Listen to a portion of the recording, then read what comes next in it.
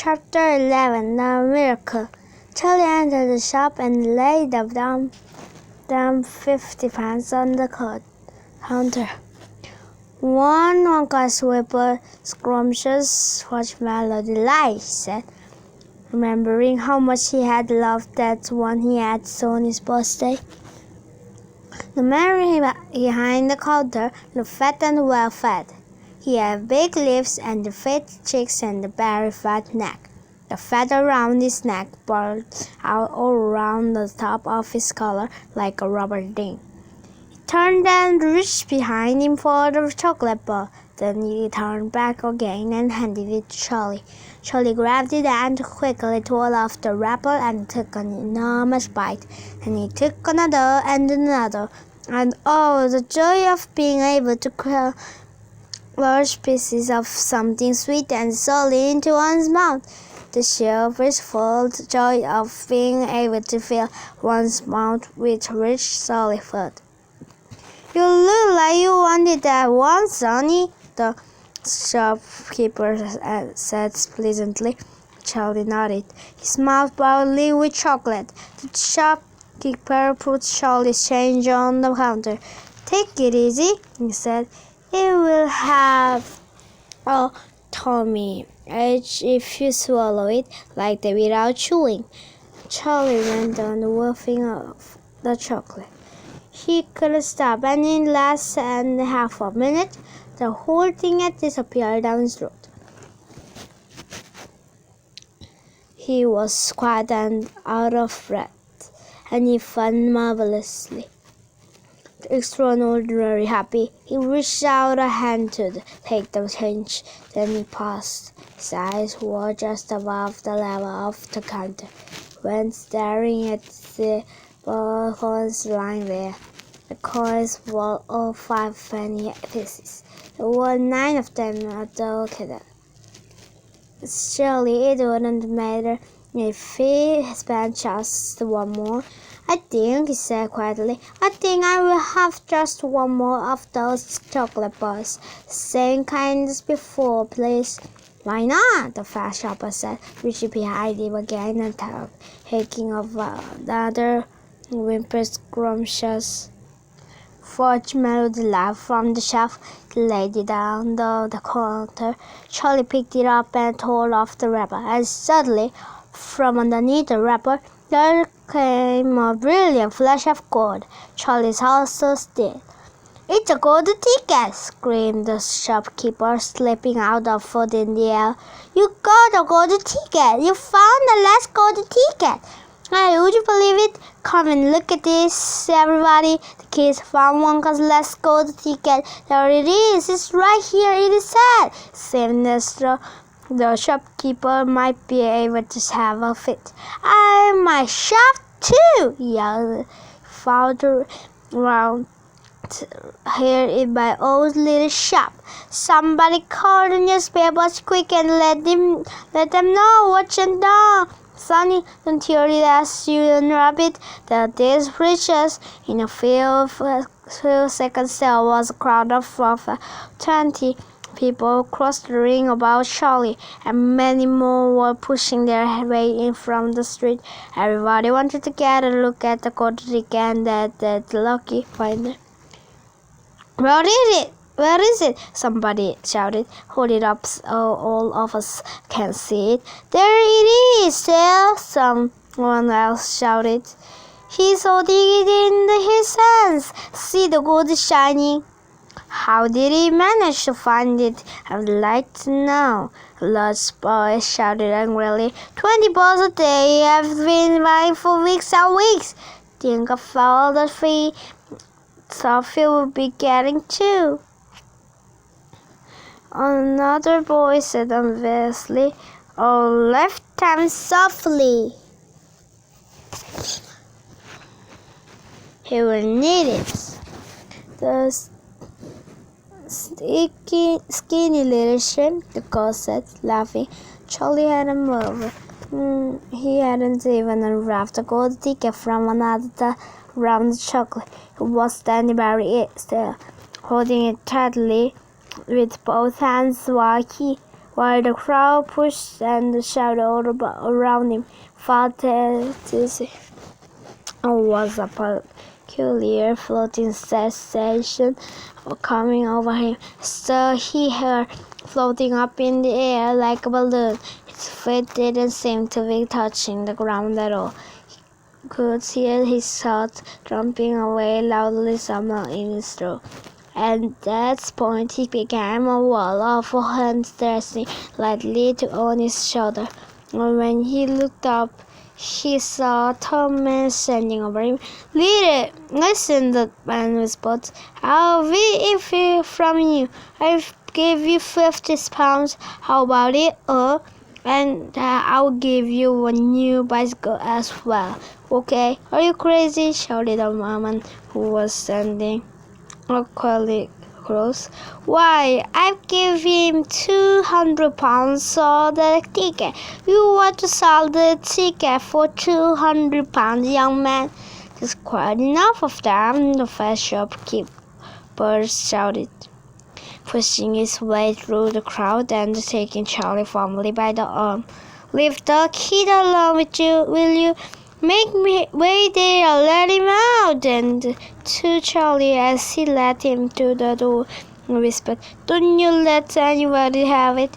Take it straight home quickly before you lose it. Run all the way and don't stop till you get there. You understand? Charlie nodded. You know something? The first shopkeeper said, pausing a moment and smiling at Charlie. I will have a fellow. You needed a break like this. I'm awfully glad you got it. Good luck to you, Sonny. Thank you, Charlie said, and off he went, running through the snow as far as his legs would go. When he flew past Mr. Willy Wonka's factory, he turned and waved and stung out. I'll be seeing you soon. And 5 minutes later, he arrived at his home.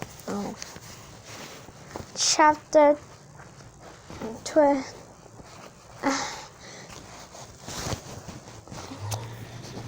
Chapter 12. What is said on the golden ticket? Charlie burst through the front door shouting, Mother, Mother, Mother! Mrs. Bucket was in the old grandparents' room, serving them their evening soup.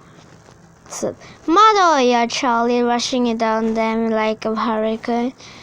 Look, I've got him! Look, Mother, look! The last golden ticket's mine. I found some money in the street and I bought 2 bars of chocolate. And the second one had to go the ticket, and there were crowds of people around me waiting to see it, and the shopkeeper rescued me, and I ran all the way home, and here I am. It's the 5th gold ticket, Mother, and I found it.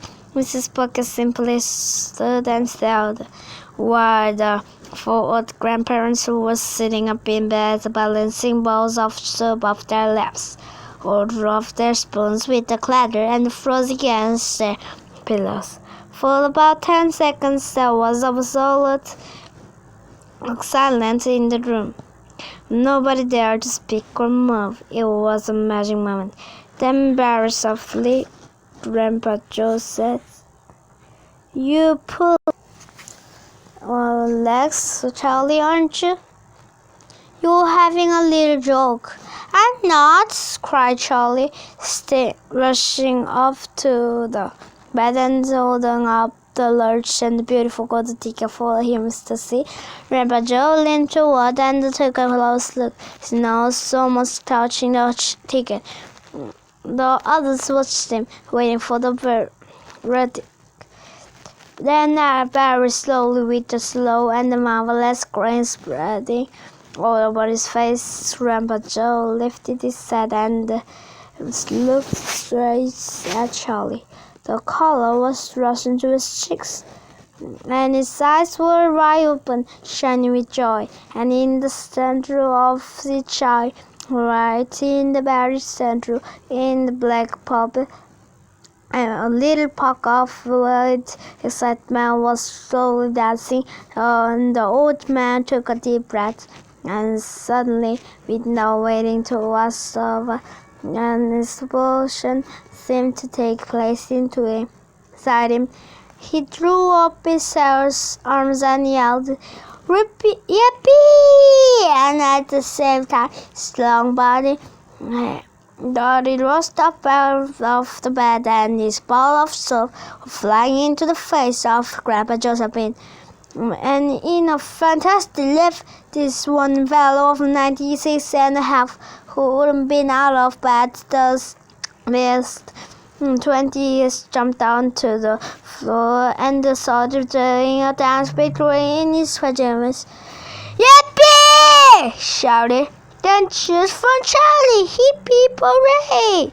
At this point, the door opened, and Mr. Walker walked into the room. He was cold and tired, and he looked it all day long. He had been shoveling snow in the street. "Christ!" he cried. "What's going on here?" It didn't take them long to tell him what had happened. "I don't believe it," he said. "It's not possible." "Show him the ticket, Charlie," shouted Grandpa, who was still dancing around the floor like a fish in his striped pajamas. "Show your father the fifth and last gold ticket in the store." "Well, let me see it, Charlie," Mr. Bucket said, collapsing in the chair and holding out his head. Charlie came forward with the precious talisman. It was a very beautiful thing, this gold ticket, having been made, so it seemed, from a sheet of purple gold, almost to the thinness of paper. On one side of it, printed by some clever methods in just black letters, was the invitation itself from Mr. Wonka. "Ready to rout," said Grandpa Joe, climbing back into his bag and against the one. Let's all hear exactly what it says." Mr. Bucket held the lovely golden ticket up close to his eyes. His hands were trembling slightly. He seemed to be overcome by the whole business.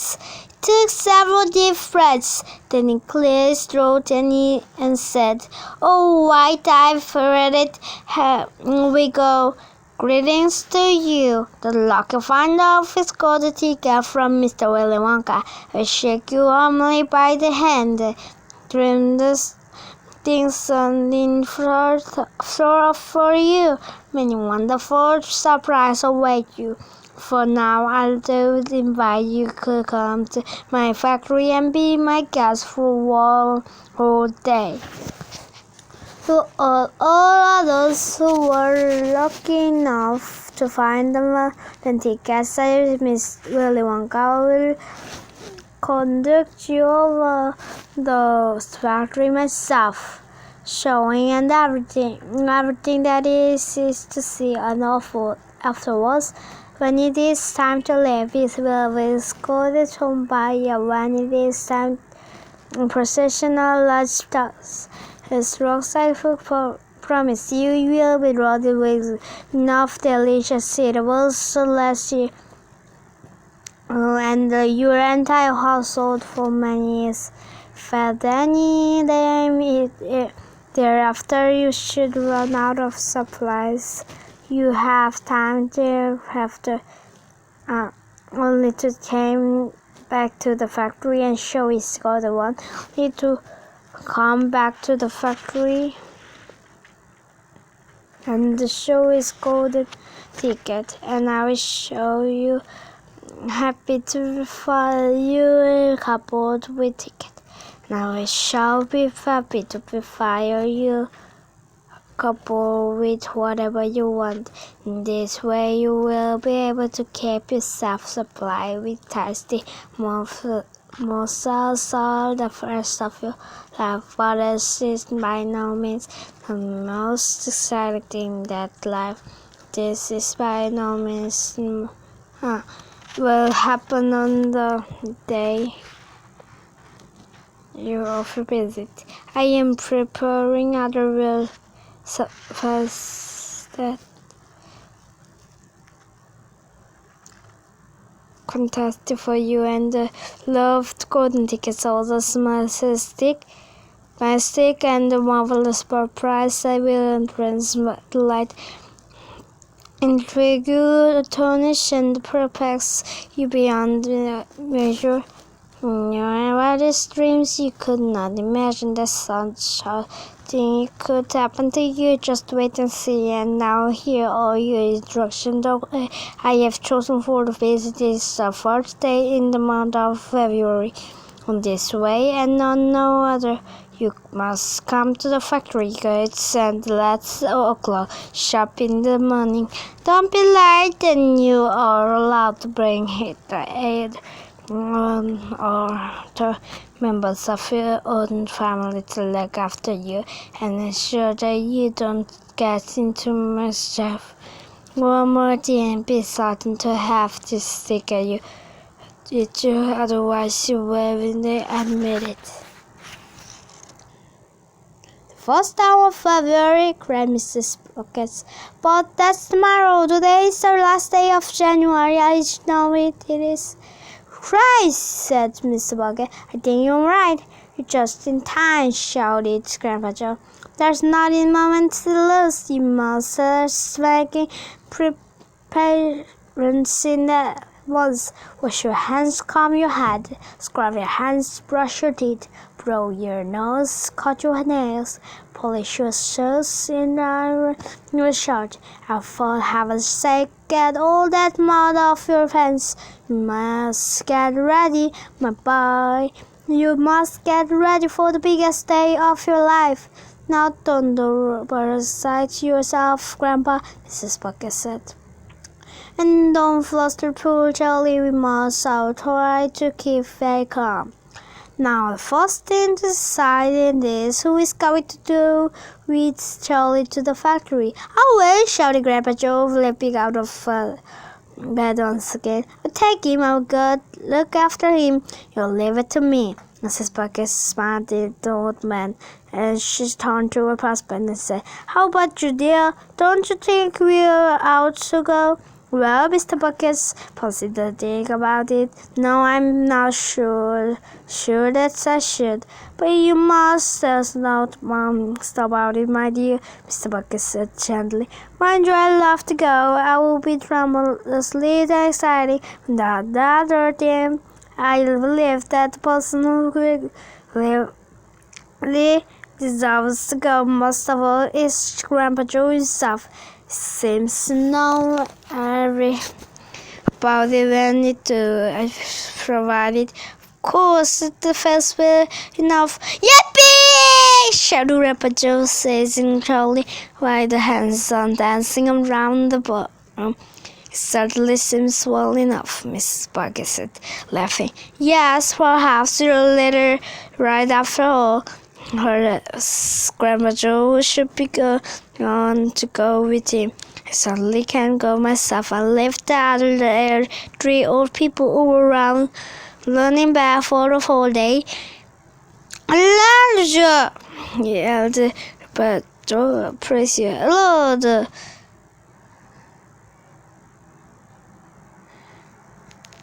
Hallelujah!